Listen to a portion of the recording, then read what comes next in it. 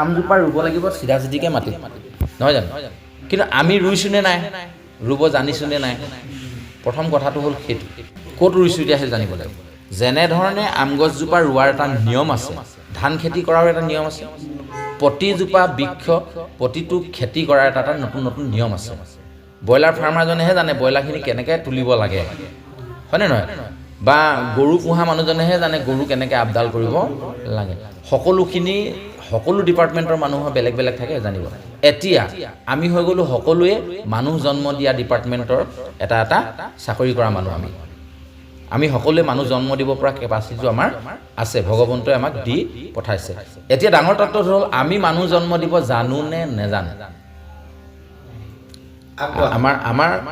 আমাৰ অসুবিধাটো ক'ত হ'ল জানেনে আমি মানুহ জন্ম দিয়াৰ আগতে এই কথাখিনি আমি পঢ়িবলৈ নাপালোঁ আমাৰ সন্তানটো জন্ম দিয়াৰ আগত যদি এইভাগ আমি পঢ়িবলৈ পালোহেঁতেন তেতিয়াহ'লে আমাৰ সন্তানটো ৰূপটো যেনেও অলপ বেলেগ হ'লহেঁতেন কাৰণটো কি চাব ভূপেন হাজৰিকাই এই তত্ত্বখিনিকে জানি পিনি গাইছিলে সেই মোৰ ধৰিত্ৰী আই খেতিয়কৰ নিষ্ঠাৰ নাই মাটিৰ বিনে অসহায় হয়নে নহয় দয়া কৰা দয়াশীল আই এনে গাইছিলে নে গাইছিলে কেলৈ কৈছিলে ভূমিক মাটিক আই বুলি যে সন্মান কৰিছিলে কিয় যে সেই ধৰিত্ৰীৰ বুকুতে খেতিয়কসকলে বীজ সিঁচে এতিয়া মানুহৰ বীজটো যে আমি সিঁচিম বীজ নিসিঁচাকৈ মানুহ হয় নি সোমাই এইবোৰ লোকধাক কৰোঁতে আগতে এইবোৰ নাপায় আলোচনা কৰিব কওঁতে আমি নজনাকৈ গুচি গ'লোঁ এই কথাটোৱে আমাক লোকচান কৰিলে আজি এই কথাকে আমি খোলা ভঙাকৈ আলোচনা কৰোঁ মানুহৰ বীজ সিঁচা এখন তলি আছেনে নাই তলিখন আমি বেলেগ এঠাইৰ পৰা আনিছোঁ হয়নে নহয় যেনেধৰণে কঠীয়া তলিখন আমি হাবি চাবি চফা কৰি লৈছোঁ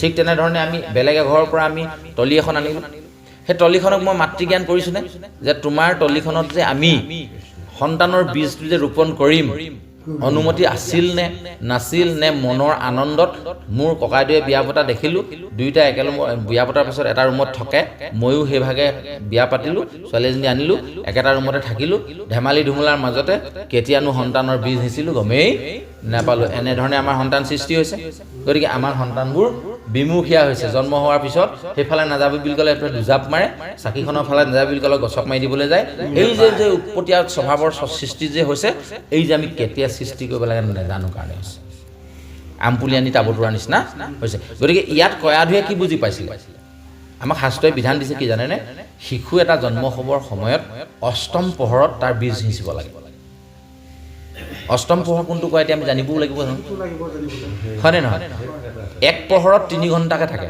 দিনটোৰ 24 ঘণ্টাটোক 3 ঘণ্টাকৈ যদি ভাগ কৰি দিওঁ কেইটা পোহৰ হ'ব 8টা পোহৰ হ'ব 3 8 গুণ 24 তেতিয়াহ'লে ৰাতিপুৱা 5টা বজাৰ পৰা 3 ঘণ্টা ভাগ কৰি গৈ থাককচোন তেতিয়া 8 নম্বৰ পোহৰটো কেতিয়া পৰিব ৰাতিপুৱা পুৱলি সমান 3টামান বজাৰ পৰা 6টামান বজালৈকে কেতিয়াবা ধৰক আপোনাৰ এই ঠাণ্ডা দিনত গৰম দিনত অলপ তাৰতম্য ঘটিব মানে 4:30 বজাৰ পৰা 6 বজাৰ ভিতৰত তাৰমানে পুৱতি নিশা সেই সময়টোক কোৱা হৈছে অষ্টম পোহৰ ইতিমধ্যে সেই সময়ত গোটেই ধৰাধাম পৃথিৱীখন একদম নিতাল মৰা একদম সুন্দৰ এটা পৰিৱেশ বাতাবৰণ সৃষ্টি হয় য'ত মানে প্ৰদূষণ বোলা বস্তুটো একেবাৰে নাথাকে আমাৰ শাৰীৰিক প্ৰদূষণো তেতিয়ালৈকে নাথাকে আমি গধূলি সময়ত যি আহাৰ ভক্ষণ কৰিছিলোঁ সেইখিনি হজম হৈ মেলি টোটেলি আজৰি হয় সেই সময়ত ভগৱন্ত ঈশ্বৰৰ নাম জপ কৰি আমি যদি সন্তানৰ বীজ সিঁচোঁ ই প্ৰহ্লাদৰ নিচিনা ভকত হ'বই হ'ব নালাগে আমাক ভকত হ'বলৈ কিন্তু ভূপেন হাজৰিকাৰ নিচিনাটো হ'ব ডক্টৰ APJ আব্দুল কালামৰ নিচিনাটো হ'ব হয়নে নহয় শংকৰদেৱৰ নিচিনাটো হ'ব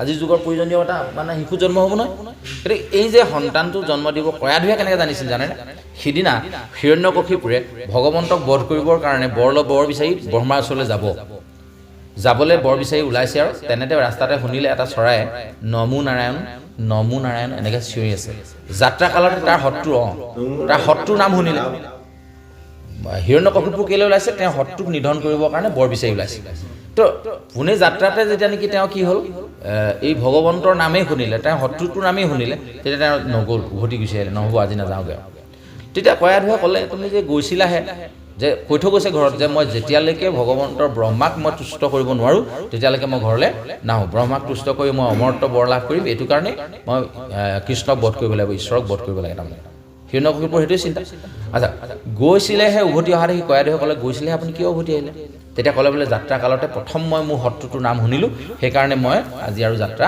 নকৰোঁ মই কালিলৈহে যাম অঁ কি বুলি কৈছিলে হেই মই নকওঁ দেই সেইটো নাম মোৰ ল'বলৈ মন নাযায় শত্ৰুটোৰ নাম নলয় তাৰমানে ইমানেই দেখিব নোৱাৰে তেতিয়া কয়াধীয়ে বুদ্ধি কৰি ক'লে যে ঠিক আছে নকয় নালাগে বাৰু যিহেতু ঘূৰি আহিলেই ভাগিলে ভালেই হ'ল আজিৰ দিনটো তেতিয়াহ'লে আজি মোৰ লগতে আপুনি কটাওক আৰু মই যেনেধৰণে বিচাৰোঁ আপুনি মোক তেনেকৈ দিম বুলি সময়টোও দিম বুলি মোক কথা দিয়ক সেইজনে ক'বলৈ হ'ব এদিন অহা কথা কাইলৈ মই যামগৈ আজিৰ দিনটো তই যি কৰ মই তাকে শুনিম যেনেধৰণে মোক থাকিবলৈ কওঁ তেনেকৈ থাকিম তেতিয়া কি কৰিলে থাকিব দিয়ক একো নহয় দৰ্জা বন্ধ কৰিব একো নহয় হ'ব নুনুমাই এইভাগ নুনুমাই দলিলে বন্ধ কৰি দিলে কোনোবা আহিবও পাৰে যে হওক এতিয়া তেতিয়া কি হ'ল হিৰণ্যকশিপু যেতিয়া এনেকৈ উভতি আহিলে কয়াধীয়ে সুধিলে তাক কি বুলি কৈছিলে নক'লে তেতিয়া মানে প্ৰতিশ্ৰুতি কৰাই ল'লে যে নহয় আজিৰ দিনটো মোৰ লগত থাকিব যেনেধৰণে মই ক'ম তেনেধৰণে চলিব দিনটো ইফালে গ'ল সিফালে গ'ল প্ৰকাৰে কয়াধীয়ে তেওঁক কি বুলি মাতিছিলে সুধিবলৈ যায় যেতিয়া ই নকওঁ বুলি ক'লে নহয় আপুনি মোকতো এতিয়া কথা দিলে মোৰ মতে চলিম বুলি আপুনি এবাৰৰ কাৰণে কওকচোন কি বুলি মাতিছিলে বোলে এই নমু নাৰায়ণ বুলি কৈছিলে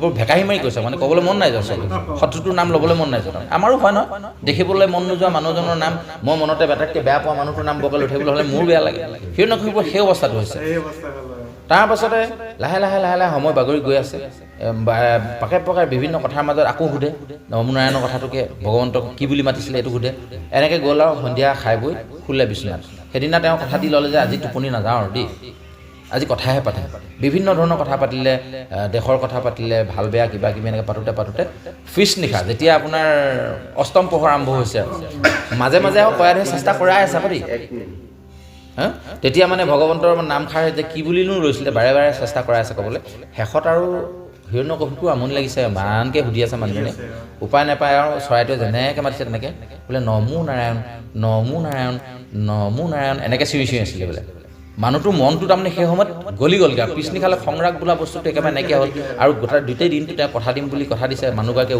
মানে বাৰে প্ৰতি অনুকিয়াই আছে শেষত যেতিয়া সেই বুলি নামষাৰ ল'লে তেতিয়া কয়াধীয়ে ক'লে এটা কাম কৰক আমাৰতো এতিয়ালৈকে সন্তান নাই গতিকে যদিও আছে তাৰমানে সন্তান আৰু 4টা জন্ম হৈছিলে আগত এইকেইটা ডাঙৰ প্ৰহ্লাদতকৈ তো প্ৰহ্লাদে কনিষ্ঠ মোক সন্তান এটি লাগে আপোনাৰ পৰা তেতিয়া সেই ভগৱন্তৰ নাম চিন্তা কৰি আৰু এই কয়াধীয়েও ভগৱন্তৰ নামকে ভাবি আছে কি বুলি ভাবিছিলে কি বুলি অকল ভগৱন্তকে চিন্তা কৰি সেই সময়তে সন্তানৰ বীজ ৰোপণ কৰিলে আৰু সেই সন্তানৰ বীজ ৰোপণ কৰাৰ সময়টো ঠিক ভগৱন্তক স্মৰণ কৰি লৈছে সেইটো ঠিক তাৰ পাছতে কি হৈ গ'ল হিৰণ্যকশিপুৰ পিছদিনা গুচি গ'ল ইন্দ্ৰই আহি আকৌ পালে সেই সময়তে গৈছেনে ইন্দ্ৰ কি কৰিলে ইন্দ্ৰ ৰাজ্যখন কাঢ়ি ল'লে হিৰণ্যকশিপুৰে কাঢ়ি ল'লে তাৰ খঙতে ভাবিলে কি নাই বোলে তই এতিয়া নাই নহয় তোৰ মানুহজনীকে মই উঠাই দিম যি হয় হ'ব কয়াধীক টানি চুচুৱাই দিলোঁ এতিয়া দেৱতাসকল আকৌ দৈত্যৰ ককায়েক কেনেকৈ ককায়েক কশ্যপ মুনিৰ দুগৰাকী পত্নী আছে এগৰাকীৰ নাম দিতি এগৰাকীৰ নাম অদিতি ডাঙৰ দিতি সৰু অদিতি আৰু দিতি তে অদিতিৰ গৰ্ভত জন্ম হোৱাবোৰ চব দেৱতা ইন্দ্ৰকে আদি কৰি যিমানবোৰ জন্ম হৈছে অদিতিৰ গৰ্ভত জন্ম হৈছে সেই সূত্ৰে দিতিৰ গৰ্ভত জন্ম হোৱাখিনি আকৌ ভায়েক নহ'ব নি ভায়েকৰ মানুহগৰাকী হ'লে বোৱাৰীয়ে খাব পালে নহয় নাৰদে ৰাস্তাতে বোলে হেৰি নহয় দেৱৰাজ কি কৰিছা তুমি বোলে এনেই এগৰাকী তোমাৰ বোৱাৰী তাতে গৰ্ভৱতী তুমি টানি লৈ ফুৰিছা এইটো কমটি লাজৰ কথা নাই তোমাৰ দেৱতাৰ গুণ কিবা থাকিবনে ৰাইজে তোমাক নাহাঁহিবনে দেৱতাই চিন্তা কৰিলোঁ হয় দেই আকৌ ঘূৰাই থৈ যাবলৈও লাজ লাগিছে নাই কি বুলি ঘূৰাই থৈ এই এজনী তোমাকে এৰি থৈ গ'লোঁ যি কোৱা নাৰদৰ ওচৰত থৈ গ'লোঁ নাৰদে অহৰ্নিশে ভগৱন্তৰ নামহে লয় ঔ নমো ভগৱতে বাসুদেৱায় নাৰায়ণ কেৱল মাত্ৰ ভগৱন্তৰ নাম অহৰ্নিশে ভগৱন্তৰ নাম লওঁতে এই যে সন্তানটো তাত থাকিলে হিৰণ্যকশিপুৰ ঘূৰি আহে মানে ইফালে সন্তান প্ৰসৱ কৰিব সময় হৈ গ'লগৈ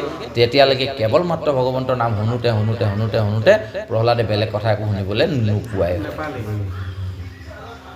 এইটো হ'ল প্ৰহ্লাদৰ জন্ম ৰহস্য তাৰ পৰিৱৰ্তে আমি কি কৰি আছোঁ চাওঁ আহক এবাৰ আমাৰ জন্মক্ষণতো একো বাট বিচাৰ নাই জন্ম কেতিয়া দিলোঁ গমেইতো নাপালোঁ যেতিয়া 3 দিন লেঠা বাঢ়িলে তেতিয়াহে গম পাইছোঁ ডক্টৰৰ ওচৰলৈ এপাক যাব গৈ চালোঁ আমাৰ ভাল খবৰ আছে কিন্তু কোন দিনত আৰম্ভ কৰিলোঁ সেইটো সঠিক তাৰিখটো আমাক ক'বলৈ দিগদাৰ হৈ যায় হয়নে আমি এনেধৰণেই সন্তানৰ বীজ সিঁচিছোঁ গতিকে আমাৰ সন্তান বিপথে গৈছে 2 নম্বৰ সন্তান যেতিয়া গৰ্ভত আছে তেতিয়া আমি নেখাবলগীয়া খোৱা নক'বলগীয়া কোৱা বেয়া কথা বেয়া মাত বেয়া বস্তুৰ লগত লগ লোৱা ইত্যাদি মোবাইলত বেয়া বস্তু চাই থকা হয়নে নহয় এইবোৰ প্ৰভাৱ গৈ সন্তানটোৰ গাত পৰাৰ ফলত সন্তান তেনেকুৱা হয় এটা চাব দেই আমি এই মোবাইলটো চলাব নাজানিব পাৰোঁ লাহেকৈ চুচৰি বগাব পাৰিছেহে ল'ৰাটো তাক দি দিয়কচোন মাৰি দিব কেলৈ শিকিলে জানেনে মাকে যে বিচনাত চাই থাকে সি ভিতৰত থাকি সি শিকি আছে 5 মাহৰ পৰা সন্তানে এইখিনি শিকিব পৰা হৈ যায় যেনেকৈ প্ৰহ্লাদে শিকিলে নাৰদৰ মুখৰ পৰা। এতিয়া ডাঙৰ তত্ত্বটো হ'ল যে সেইটোৱে তাৰ উপৰিঞ্চি খোৱা বস্তু। এতিয়া আমাৰ মানুহৰ এটা ধাৰণা আছে কি জানেনে, গৰ্ভৱতী অৱস্থাত থকা এগৰাকীক যি খাবলৈ মন যায় তাকে দি দিব লাগে, নহ'লে কি হৈছে সন্তানৰ লেলাৱতি ওলাই থাকে বোলে। আমাৰ মানুহে এনেকৈ কয়, যি খাবলৈ মন যায় দি দিবি ঐ, নাপায় এনেকৈ কয়। এতিয়া মাকৰ কি হ'ল, গৰ্ভত সন্তানটো 5 মাহ হৈছে, সেই সময়তে মাকৰ পৰা খাদ্যবোৰ খাব পৰা হয় আৰু মাকে যি খায় সন্তানেও পায়। তো সেই সময়ত মাকৰ কি খাবলৈ মন গ'ল, দুপৰীয়া ৰ'দত খুব জলকীয়া দি টেঙা খাবলৈ মন গ'ল। এতিয়া যে অকণমানি ছোৱালীজনী ইয়াত বহিছিলে সেৱা কৰিবলৈ, তাইক যদি জলকীয়া 3টা পিচি, আমি যিমানটো জলকীয়া সহ্য কৰিব পাৰোঁ তেনেকুৱা পিচি যদি টেঙা অকণমান খুৱাই দিম, তাৰ কি অৱস্থা হ'ব? এতিয়া ভাবকচোন, যুগৰ মুখত চূণ দিয়া নিচিনা নহ'বনে? এই যিজনী 2 বছৰীয়া 2.5 বছৰীয়া ছোৱালী তাৰে সেই অৱস্থা, এই 5মহীয়া শিশুটোৰ কি অৱস্থা হ'ব ভাবকচোন। মাকে হেহাই জ্বলা টেঙা খাই দিলে, ল'ৰাই সেইমতে গৈ পিনি পাই গ'ল তাৰে ৰস অকণমান, একদম মুচকচ গৈছে আৰু ৰস, ইমান জ্বলা টেঙা খুৱাইছোঁ, ইমান কষ্ট পাইছোঁ, বাহিৰলৈ ওলাই লওঁ ৰমটোকো খুৱাইছোঁ জ্বলা টেঙা, এই খুৱাই আছে আমাক। সেইকাৰণে জ্বলা টেঙা আমাক খুৱাই আছে। এতিয়া যি ক'বলৈ কওঁ নুশুনে। সেইকাৰণে মানুহে কয় কি খাই জন্ম দিলি ঐ, ইমান কচুগুটি খাই জন্ম দিয়া তত্ত্ব তাত আছে। ইমানবোৰ কথা, ইমানবোৰ ভাল কথা এই ভাগৱতখনত লিখা আছে। আমি পঢ়িছোঁনে? আমি কেতিয়া পঢ়িলোঁ? আমাৰ সন্তান জন্ম দি ডাঙৰ কৰাৰ পাছত পঢ়িছোঁ। সেইকাৰণে উঠি অহা প্ৰজন্মই যাতে অহা দিনত এই ভুলটো নকৰক, তাৰ কাৰণে মই ভাবোঁ আপোনাৰভাৱে এই দায়িত্ববোৰ লওক চবে। ইয়াত বৰ বেছি টানকৈ একো লিখা নাই, সুৰ দি পঢ়িব লাগিব বুলি কথা নাই। অকল এনেকৈ আমি এতিয়া যেনিবা পঢ়িছোঁ, কৃষ্ণ একদেৱ দুখহাৰী কাল মায়া দিৰু অধিকাৰী, সুৰ দি পঢ়িছোঁ যেনিবা। আমি যদি সুৰ দিব নাজানো, কৃষ্ণ একদেৱ দুখহাৰী কাল মায়াদিৰো অধিকাৰী, আমি এনেকৈ পঢ়িলে নহ'ব নি? অৰ্থত নোলাব নি? বুজিটো পাম। ভাগৱতত সুৰ দিয়া একমাত্ৰেই অৰ্থ হ'ল যে কোনোবাই শুনি থকা কেইজনে যাতে আমনি নাপাওক, সেইকাৰণে সুৰ দি পঢ়ে, নহ'লে নিজে বুজিবৰ কাৰণে সুৰ দি পঢ়িব লাগে বুলি কথা নাই। এইখিনিলৈকে প্ৰহ্লাদৰ যিখিনি জন্মৰ ৰহস্য সেইখিনি আগবঢ়ালোঁ। আৰু এতিয়া আমাক এটা জ্ঞান দিছে। এই জ্ঞানটো কি বুলি দিছে? সমানত মৈত্ৰী ভাৱ। আমি যিমানজন আমাৰ সমান বুলি আছে সেইখিনি নিজৰ বন্ধুৰ নিচিনা ভাৱ কৰিব পাৰিব লাগে, হয়নে নহয়? এই ভাৱ যাৰ নাথাকে সেইজন মানুহ সমাজত কেতিয়াও খ্যাতিসম্পন্ন মানুহ হ'বই নোৱাৰে। 2 নম্বৰ, দৰিদ্ৰত দয়া কৰিবলৈ কৈছে বাৰম্বাৰ। এতিয়া আমি দৰিদ্ৰত দয়া কৰোঁনে মোমাই? দৰিদ্ৰ কাক কয়? দৰিদ্ৰ কাক কয়? দৰিদ্ৰ দুখীয়া। দুখীয়া কোনজন? দৰিদ্ৰ মানে দুখীয়া, হয়নে নহয়? আমি আকৌ দুখীয়া বুলি ক'লে ধন টকা পইচা নথকাজনকে বুজাওঁ, হয়নে নহয়? আমি এনেধৰণেও ভাবিব পাৰোঁ, গৰুটোৱে নিজৰ ঘৰটো বনাই ল'ব নোৱাৰে, সি দুখীয়া, আমি বনাই দিব লাগিব, নিদিব লাগিব জানো? হাঁহ কুকুৰা কেইটা যদি আমি পুহিছোঁ তেতিয়াহ'লে তাক থাকিবলৈ আমি ঘৰ এটা বনাই দিব লাগিব, সি বনাই ল'ব নোৱাৰে, সি দুখীয়া, হয়নে নহয়? এইবিলাক দুখীয়া হয়নে? তাৰ উপৰিঞ্চি ধন টকা পইচা নোহোৱাটোতো দুখীয়াই। এতিয়া আমি তেওঁলোকক দয়া কৰোঁনে? এবাৰ নিজক সুধোঁ আহকচোন। উদাহৰণ এটা দিওঁ, যেনিবা আমাৰ কাপোৰ এটা কিনিবলৈ মন গ'ল, বিশাল মাৰ্কেট, মেগা মাৰ্কেট এইবিলাক আছে নহয় আজিকালি, গ'লোঁ, তাত লিখা আছে 499 ফিক্স প্ৰাইচ। আমি তাত কমাওঁ নি? এটকামান কমিব নি? 2 টকামান কমিব নি? এনে কওঁ নি? আমি জানোৱেই তাত যে ফিক্স প্ৰাইচ হয়। আহি চিধা যদি চাৰ্টটো কাউণ্টাৰত দি দিলোঁ, কাউণ্টাৰত টেককৈ মাৰি দিলে আপোনাৰ বিল ওলাই গ'ল 499। আপুনিতো এটকাও নকমোৱাকৈ 499 দিবলগীয়া আছে। 500 টকীয়াখন দিলে তাৰো এটকাটো ঘূৰাই নিদিয়ে, আপোনাক লাগিলে চকলেট এটা দি দিলে, হয়নে? 500 টকাই গুচি গ'ল। তাৰ পৰা ওলায়ে দেখিলোঁ যে নহয়, এটা সৰু ল'ৰাই ঘৰৰ ওচৰৰ পৰা কি ঢেকীয়া কেইডালমান, খুতুৰা শাক কেইডালমান, ঔটেঙা 2টামান, কাজি নেমু 2টামান বিকি আছে। আমি সুধিলোঁ, অ' পাই কেনেকৈ দিছ খুতুৰা মুঠি? কি ক'লে?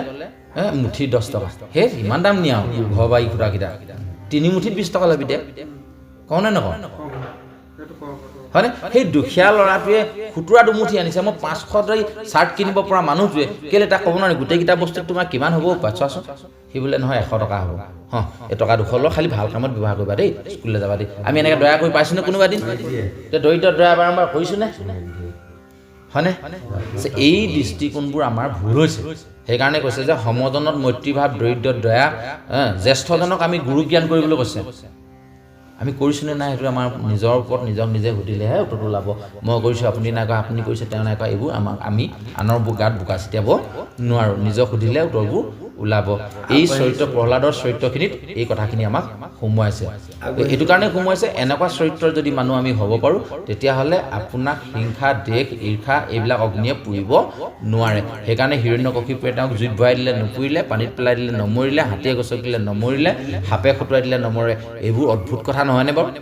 এই 5 বছৰীয়া শিশুটো 5 বছৰীয়া শিশুটোক বোল্ডাৰ এটা বান্ধি পানীত পেলাই দিব, সি উপঙি আহিব, কেনেকৈ সম্ভৱ? কেনেকৈ সম্ভৱ? হাতীটোৱে গছকি মাৰিব নোৱাৰিব, কেনেকৈ সম্ভৱ? জুইত ভৰাই দিব নুপুৰিব, কেনেকৈ সম্ভৱ?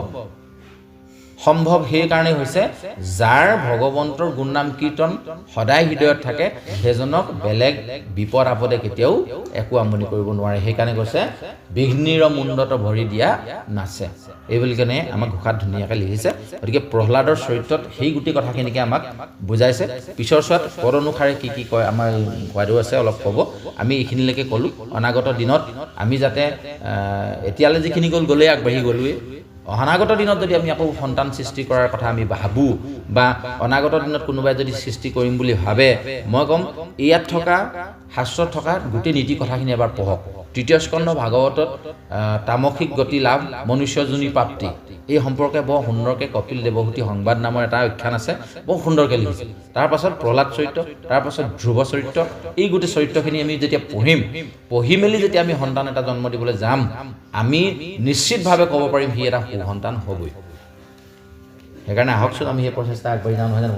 আমাৰ যি দিন গ'ল আৰু অনাগত দিনত আমাৰ উঠি অহা প্ৰজন্ম সেই বাটেদি আগবাঢ়ক, যি বাটেৰে গ'লে সমাজ এখন শৃংখল হয়, সেই আহ্বানেৰে আমি পিছৰ পাঠচোৱালৈ আগবাঢ়ি যাওঁ, নহয় জানো? কৃষ্ণ কৃষ্ণ।